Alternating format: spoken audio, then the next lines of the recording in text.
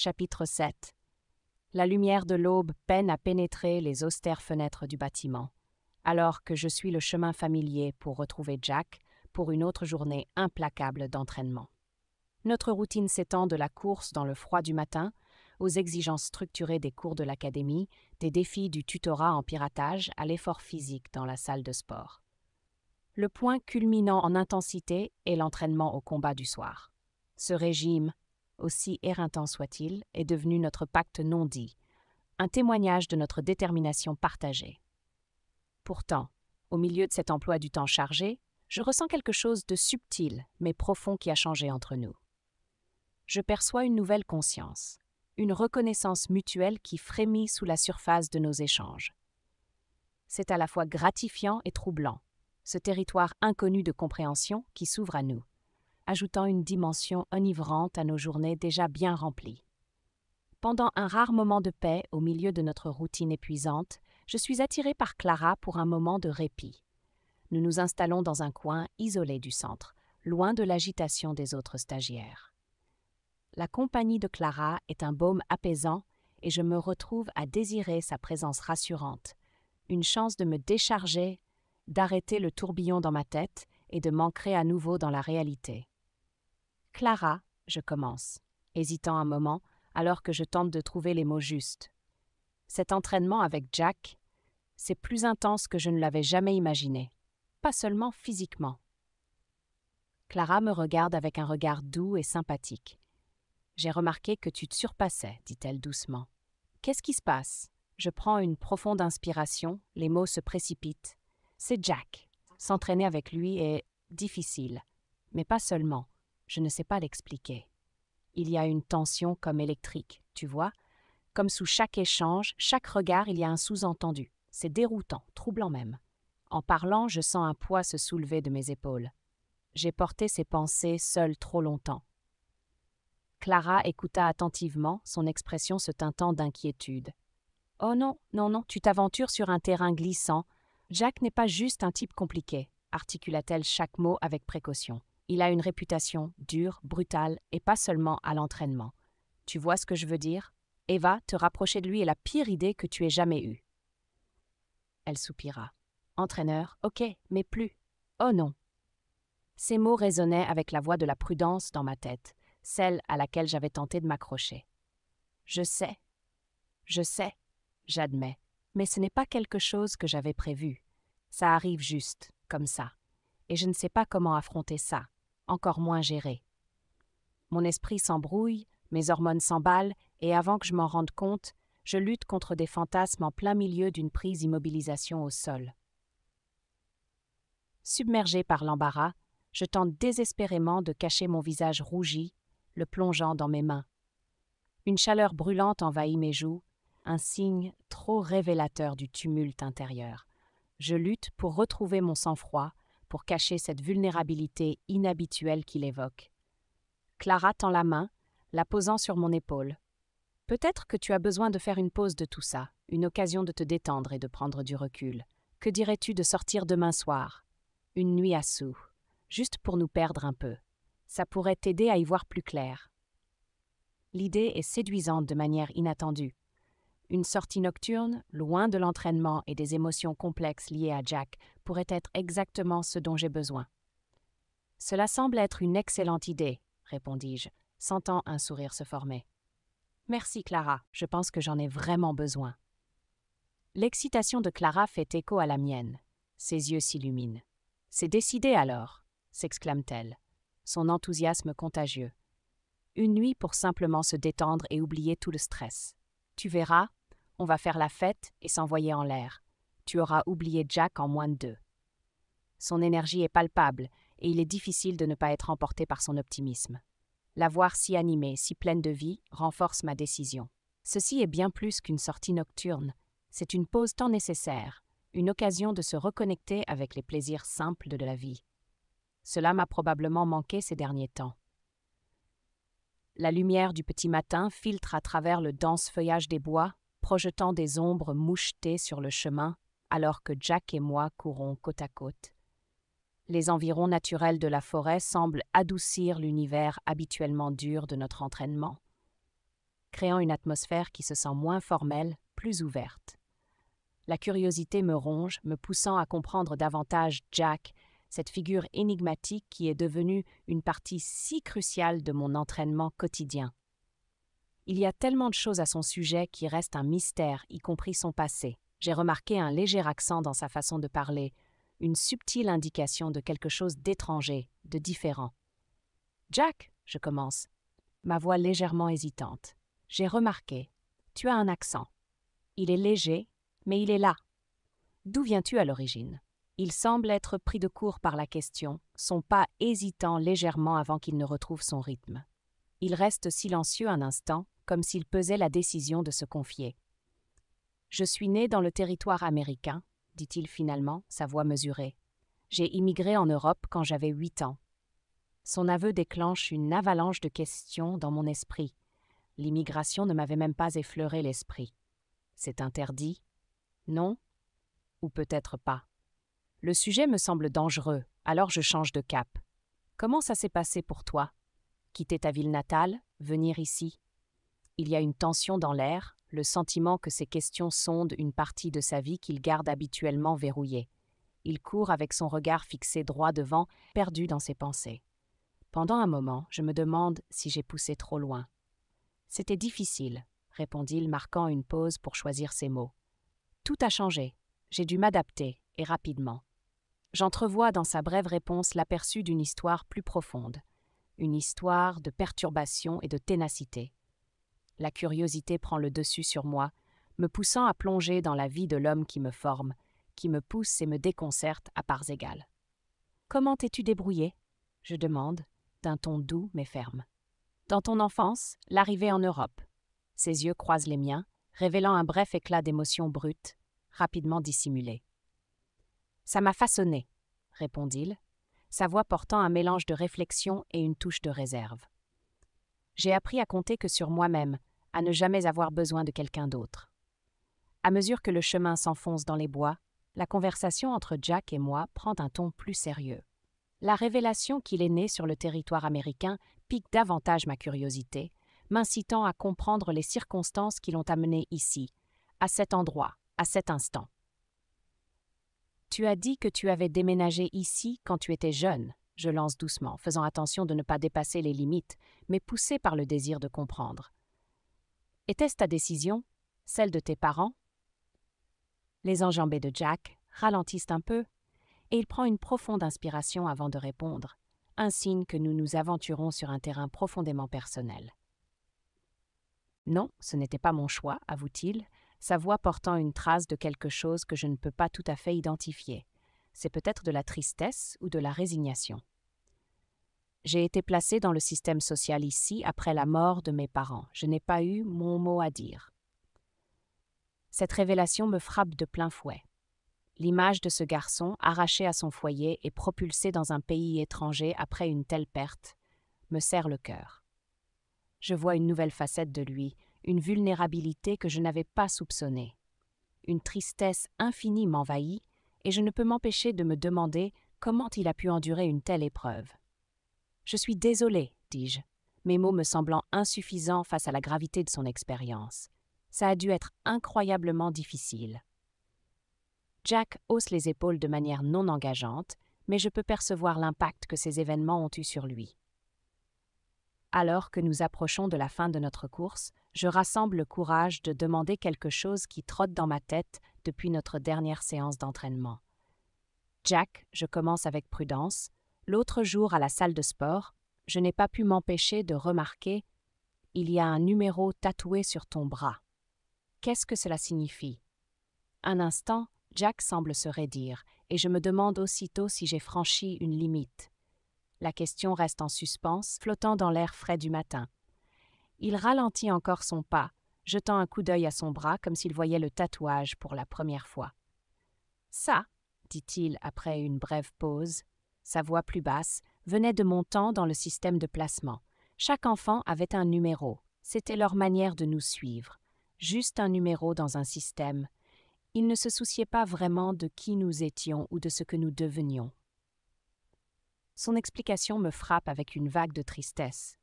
La nature impersonnelle d'un tel système, réduire l'identité d'un enfant à un simple numéro, semble si froide, si dépourvue de compassion. Je suis désolé, Jack. Ça semble tellement déshumanisant, répondis-je en cherchant les mots justes.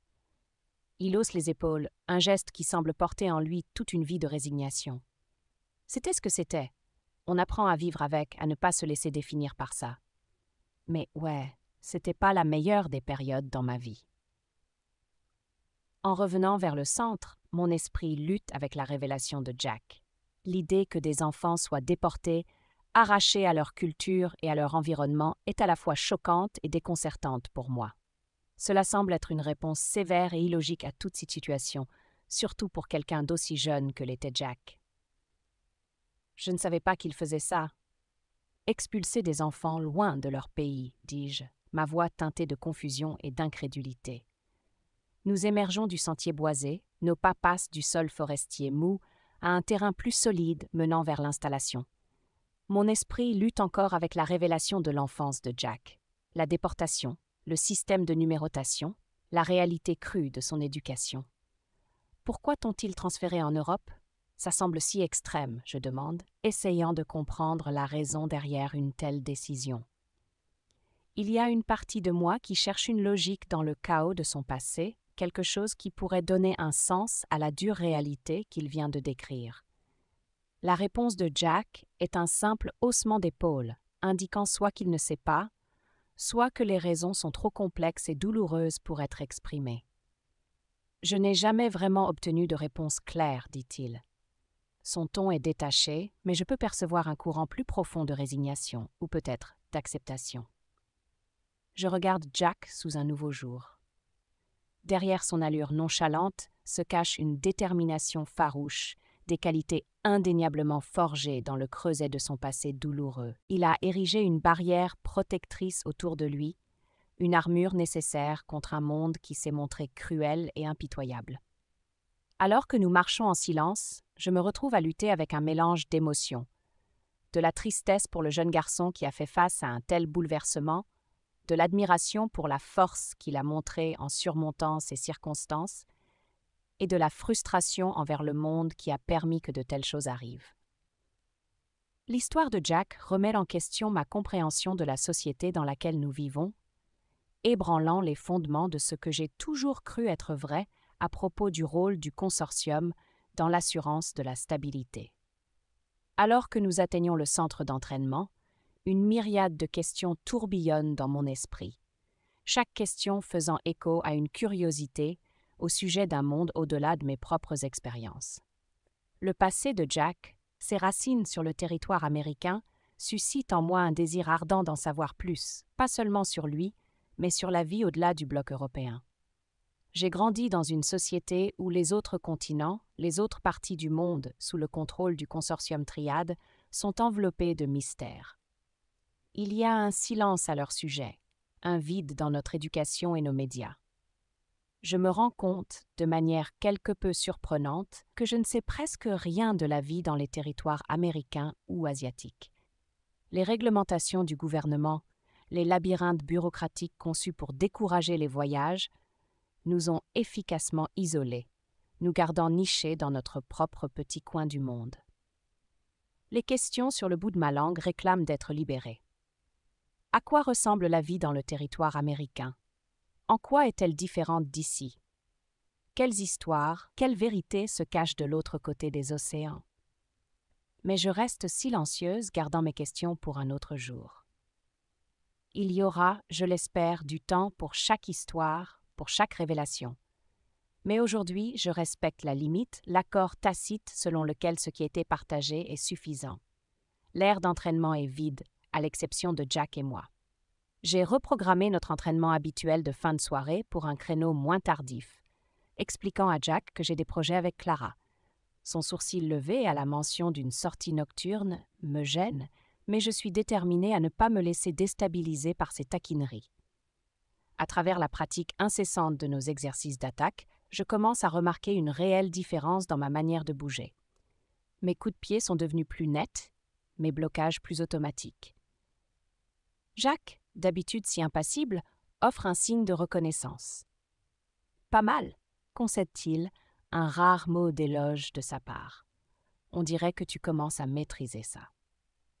Une vague de fierté m'envahit face à son approbation rare, mais elle est rapidement contrée alors que je suis mise à terre lors de notre échange suivant. Le ton de Jack devient taquin et inquisiteur. Cette sortie nocturne, commence-t-il, lançant un rapide balayage bas vers mes jambes, sa posture décontractée dissimulant la rapidité de son attaque. Tu cherches à te défouler sur la piste de dance? Sa question arrive juste au moment où je me retrouve m'écraser sur le tapis une fois de plus. Je lève les yeux au ciel, essayant de jouer la carte de l'indifférence. Quelque chose comme ça. Une fille doit bien avoir une vie en dehors de se faire écraser sur le tatami, tu sais. Un sourire lent courbe sa bouche. Eh bien, assure-toi simplement de te défouler avec quelqu'un qui puisse suivre ton rythme. Je ne voudrais pas que ton entraînement soit futile, remarque-t-il, ses yeux sombres se fixant dans les miens avec une expression indéchiffrable. Sa remarque me prend au dépourvu, provoquant un frisson en moi. Est-il en train de plaisanter ou y a-t-il un message caché dans ses mots? Optant pour maintenir l'ambiance légère, je parviens à rire. Je garderai ça à l'esprit, je réponds, essayant de paraître nonchalante. Un soulagement m'envahit alors que la séance d'entraînement se termine enfin, ainsi que cet échange inconfortable. J'ai envie de me précipiter vers la porte, mais cela serait trop évident, trop peu mature. Alors, je ralentis mon allure, essayant de dégager un calme que je ne ressens pas. Je peux sentir son regard me suivre alors que je me dirige vers la sortie. « Amuse-toi bien, et va », me lance-t-il, sa voix teintée d'une nuance que je n'arrive pas tout à fait à définir. Ne fais rien que je ne ferai pas. Je m'arrête, me tournant pour le regarder. Cela m'ouvre pas mal de possibilités alors. Je réplique avec un sourire. En quittant la zone d'entraînement au combat, son rire résonne derrière moi, un son que je réalise n'avoir jamais entendu auparavant. C'est un moment qui persiste dans mon esprit alors que je retrouve Clara, prête pour notre soirée. Je mets de côté ces pensées. Ce soir, il s'agit de liberté, de vivre des expériences au-delà des murs de l'établissement. Pourtant, quelque part au fond de mon esprit, les mots et le rire de Jack persistent. Le ciel du soir se pare de teintes de bleu profond et de violet, alors que l'horloge se précipite vers 22 heures.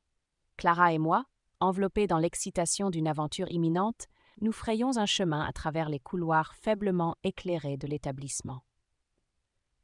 Nos pas sont légers, presque furtifs, alors que nous nous dirigeons vers la sortie, les lourdes portes métalliques se dressant comme la dernière barrière entre nous et les escapades nocturnes.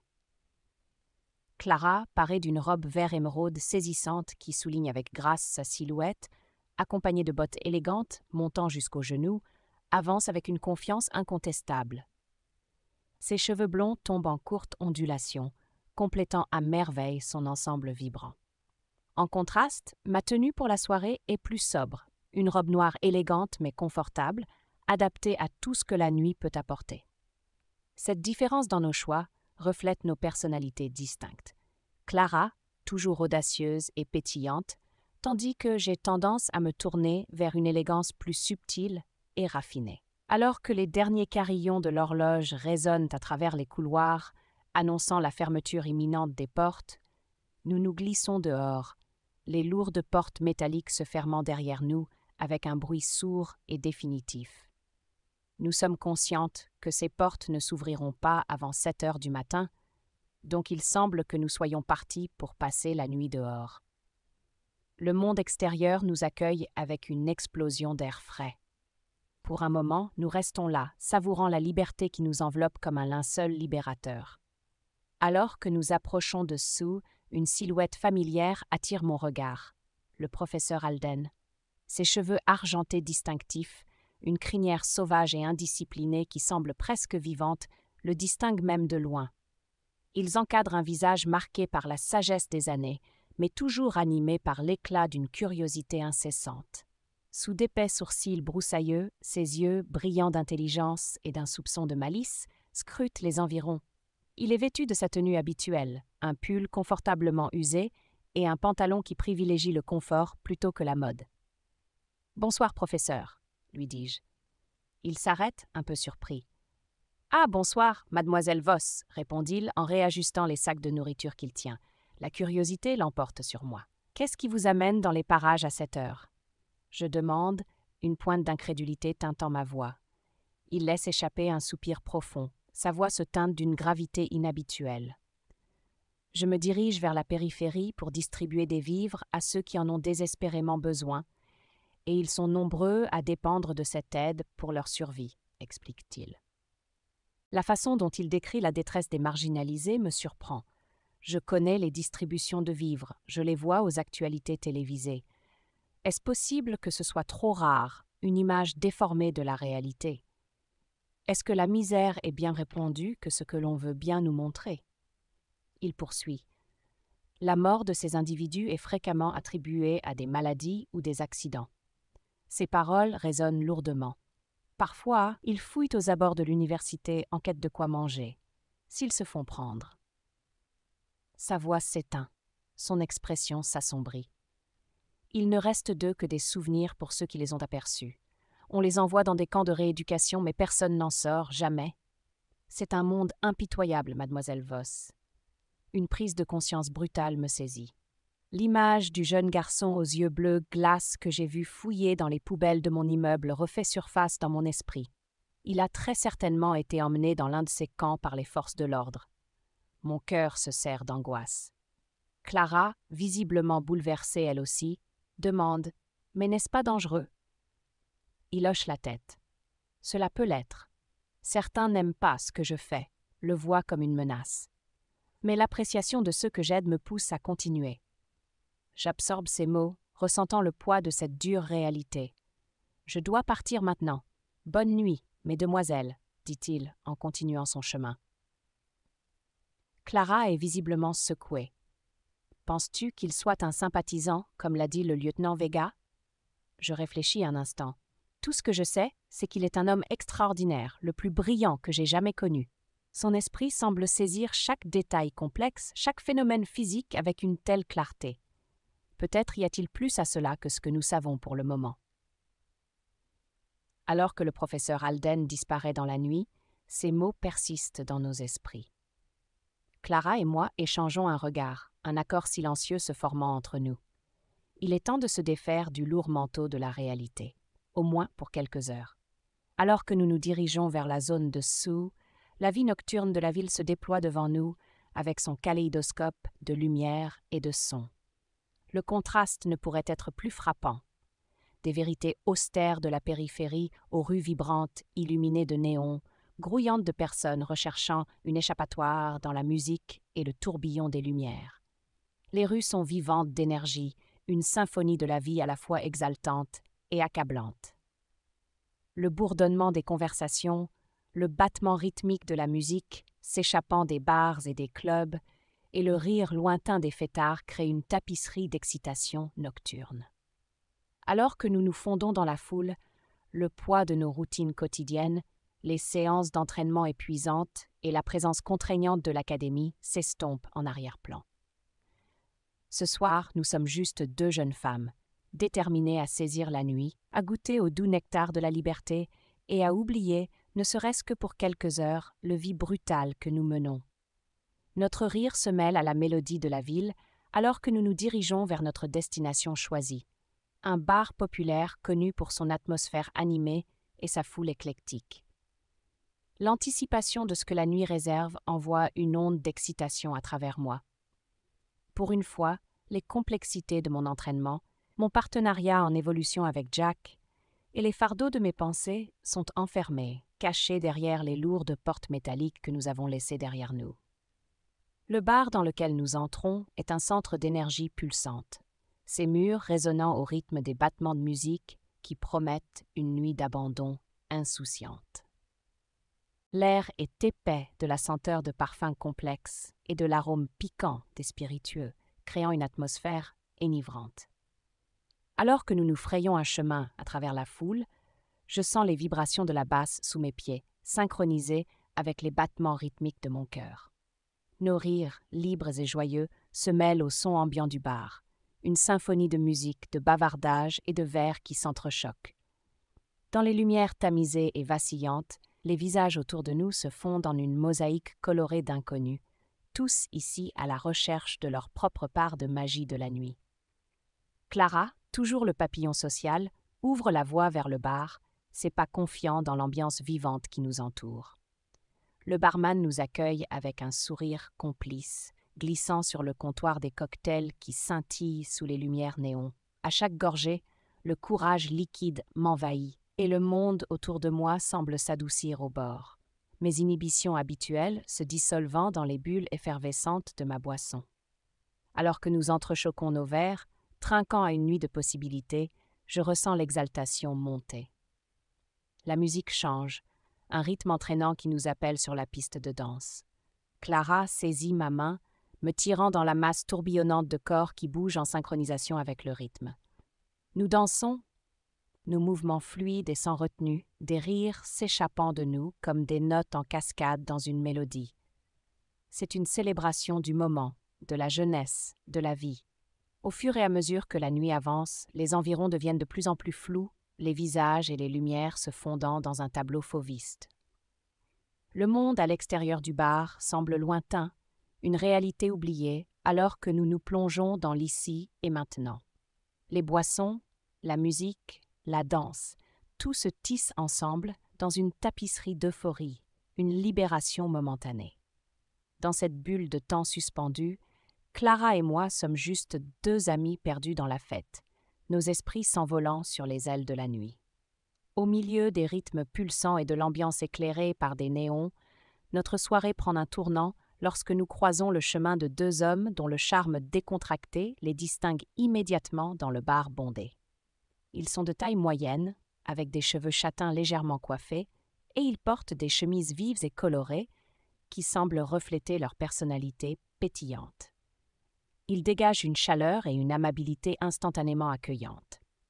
Clara, douée d'un talent naturel pour nouer des liens, engage la conversation et rapidement nous nous retrouvons tous à rire ensemble. Leur humour est léger et contagieux, un contraste frappant avec l'intensité sombre et la force silencieuse à laquelle je me suis habituée avec Jack. Ces hommes dégagent un sentiment de facilité insouciante, le genre de gentil garçon d'à côté, avec qui on peut facilement imaginer rire autour d'une tasse de café ou partager des blagues lors d'un barbecue dans le jardin. Au fur et à mesure que la soirée avance, l'interaction se transforme en un tourbillon de plaisanteries espiègles et d'échanges flirteurs. Il y a une certaine excitation à cela, une sensation d'être emporté par la spontanéité du moment. Nous sommes attirés dans leur monde, un endroit où les soucis de notre vie quotidienne semblent momentanément s'effacer. Une attraction magnétique me rapproche de l'homme aux yeux verts espiègles. Son nom flotte à la limite de ma mémoire. Make ou Mark, peut-être, mais sur le moment, cela semble à peine avoir d'importance. Il dégage une aisance, un charme enjoué qui agit comme un baume apaisant. Sous la douce brume de l'alcool, chaque sensation semble amplifiée tout en étant agréablement insouciante. En la présence de Max, il y a une joie simple, une clarté de connexion. C'est comme entrer dans un ruisseau rafraîchissant, ne laissant que simplicité et aisance. Alors que nous dansons, les mouvements de Mark sont lents en harmonie avec le rythme langoureux de la musique. Sa main glisse sur moi avec une douceur à la fois attentive et délibérée, traçant un chemin qui enflamme ma peau d'un frisson familier et réconfortant. Le monde autour de nous se floute en une toile de fond de sons et de couleurs atténuées, et pour un instant, il n'y a que nous deux, perdus dans cette danse. Dans l'alchimie de l'instant, je me métamorphose, enveloppée dans un cocon de tiédeur et d'abandon. Chaque toucher se mue en une caresse, légère comme la brise, apaisante dans sa tendresse. Je me laisse glisser dans le présent, bercée par la douceur sans artifice de son corps, par la caresse délicate de ses lèvres. L'idée de passer la nuit avec lui commence à prendre racine dans mon esprit, se transformant en une résolution. C'est exactement ce dont j'ai besoin, un moyen pour me vider l'esprit et échapper aux pensées obsédantes. Tandis que Clara et moi rions et discutons avec Matt, ou était-ce Make, et son ami, la décision se cristallise en moi. Une aventure d'un soir, une soirée d'intimité insouciante, semble parfaite pour démêler l'entrelac confus d'émotions et de désirs. La décision vient presque naturellement. C'est une chance de m'immerger dans la simplicité d'une connexion momentanée, de me perdre dans les bras de quelqu'un dont la seule attente est de partager le plaisir du présent. Quitter l'effervescence vibrante du bar pour pénétrer dans l'univers feutré et intime de leur appartement suscite un flot d'émotions. L'anticipation, parée de sensualité, se mêle au désir. Franchir le seuil de la porte ouvre le début d'un nouveau chapitre de la soirée. Clara, toujours attentive à mes habitudes, se penche vers moi, son murmure à peine audible. « Souviens-toi, nous sommes proches de notre but. Ne gâche pas tout. Pas de discussion académique profonde ce soir, d'accord ?» Ces mots sont un rappel doux et taquin. Un rire léger s'échappe de mes lèvres, chassant la tension de mes épaules. « Je sais. Crois-moi, je n'envisage pas de me servir de ma bouche pour des débats scientifiques ce soir. Juste des expériences avec Matt. » Dis-je mes mots légers, flirtant, alors que je bats des cils de manière espiègle. Elle me lance un regard rempli de curiosité amusée. « Et Matt, c'est qui ?» Franchement, quelle interrogation saugrenue. Je lui fais les gros yeux, puis lui indique beaux yeux verts du regard. Elle éclate de rire. « Ok, mais juste un conseil. Appelle-le Mike quand vous êtes, tu sais, pour éviter toute confusion embarrassante. »« Ah, donc c'est Mike. » Je hoche la tête avec une gravité comique, fort pinçant mes lèvres en direction de Clara comme pour sceller notre pacte secret. D'une certaine manière, j'apprécie d'être là, dans cet endroit, en compagnie d'une personne sans nom propre, sans identité définie. Je peux moi-même être quelqu'un d'autre, quelqu'un sans fardeau, libre d'explorer une nuit de plaisir sans complications. La nuit se déroule avec des rires, des flires et des plaisirs intimes partagés. Alors que je me laisse emporter par le courant du moment, les pensées persistantes de Jack reculent dans un recoin lointain de mon esprit. Elles sont comme des ombres, s'estompant face à la lumière éclatante des joies et plaisirs présents. La réalité tangible et palpitante de l'ici et maintenant prend le dessus, m'ancrant dans un monde de sensations immédiates et d'émotions. C'est un répit bienvenu, une chance de vivre pleinement dans l'instant. Alors que la lumière du matin s'infiltre dans la pièce, j'ouvre les yeux. Malgré les rires et les moments partagés, une partie de moi ne peut s'empêcher de sentir que c'est pas une échappatoire suffisante. L'évasion, le relâchement temporaire de la tension, c'était certes plaisant, mais il y a un vide en moi, un désir pour quelque chose de plus intense, plus obscur. Merde, l'air du matin est frais contre ma peau alors que Clara et moi nous glissons à travers les portes qui se rouvrent de l'établissement, nos pas lourds de fatigue, les vestiges des escapades de la nuit. Je suis enveloppée dans un manteau d'épuisement, chaque pas un rappel de la liberté éphémère de la nuit et du désir inassouvi qui me ronge. La sortie nocturne était une échappée, une chance de s'évader, de se perdre dans ma compagnie agréable. Mike était attentif, ses caresses douces, son corps réconfortant sur le mien, me menant à un doux orgasme qui pourtant me donne envie de quelque chose d'autre. Je me souviens de mes mains sur son corps, mais une autre sensation, un autre désir me hante. Mon esprit sombre me trahit, évoquant des images d'une forme plus dure, plus forte, celle qui m'a maintes fois clouée sur tapis d'entraînement. Je suis foutue. Je n'arrive pas à me débarrasser de la frustration, de la colère contre moi-même. La nuit était censée être une libération, une façon de vider mon esprit de Jack, de récupérer une sorte de contrôle sur mes pensées vagabondes. Mais l'acte même qui était censé me libérer n'a fait que m'emmêler davantage. La douceur de Mike, autrefois une qualité que j'admirais chez un homme, semble maintenant bien pâle, comparée à l'intensité brutale à laquelle je me suis inopinément addictée. Alors que la journée commence, je suis envahie par un sentiment de désillusion. Les aventures de la nuit, loin de fournir une échappatoire, n'ont fait qu'amplifier la confusion et le désir ardent que j'ai essayé de fuir. Je le réalise avec une irritation accrue. Les hommes aux beaux yeux verts, tout en douceur et en prévenance, ne me satisfont plus. Jack a bouleversé mes désirs, mes attentes, et ce qui autrefois représentait l'apogée du plaisir me semble désormais fade. Je le déteste pour avoir éveillé cette frustration en moi. Quand il s'approche, mon cœur s'emballe et je hais cette réaction de mon propre corps. Comment peut-il avoir un tel pouvoir sur moi? Ce pouvoir de me rendre vulnérable, de me faire ressentir des choses que je ne veux pas ressentir. La salle des serveurs, habituellement un lieu de solitude et de concentration, a une ambiance différente aujourd'hui. Alors que je guide Jack à travers les complexités du système de maillage réseau, je ressens sa frustration. Il essaye de suivre, mais je peux voir que c'est difficile pour lui. J'explique calmement. Dans le domaine des réseaux maillés, le reroutage est semblable à un solveur de labyrinthe intelligent, redirigeant dynamiquement les paquets de données à travers une grille complexe de nœuds, surtout lorsque les voies principales sont assiégées par la congestion ou des perturbations. J'explique cela en pointant un nœud particulier sur l'écran. Ma voix est stable, mais intérieurement, je me réjouis de cette petite victoire de connaissance. Jack passe une main dans ses cheveux, sa frustration palpable. « Super, Eva! Encore du jargon technique. Ne pourrions-nous pas simplement dire que le réseau trouve un nouveau chemin lorsque le passage habituel est bloqué, comme un GPS qui nous réoriente dans le trafic ?» Il demande énervé. J'acquiesce. Jack se penche en avant, scrutant attentivement le moniteur, les lignes de code se brouillant dans une danse complexe de chiffres et de symboles. Les chances que je maîtrise cela sont à peu près aussi élevées que toi réussissant un saut du tigre tourbillonnant dans un combat, il lance, un sourire ironique jouant sur ses lèvres. Pas impossible, mais franchement, je parierais plutôt sur de la neige en juillet. Je ris. Eh bien, nous ne pouvons pas tous être des prodiges du combat. Certains d'entre nous préfèrent le champ de bataille numérique.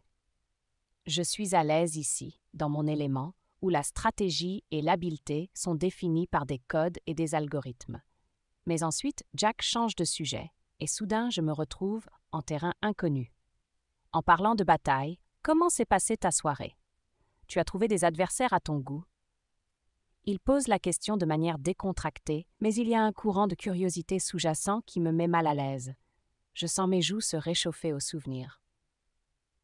C'était agréable, oui, mais rien de comparable à l'intensité de nos entraînements, je réponds, m'efforçant de maintenir une légèreté dans ma voix.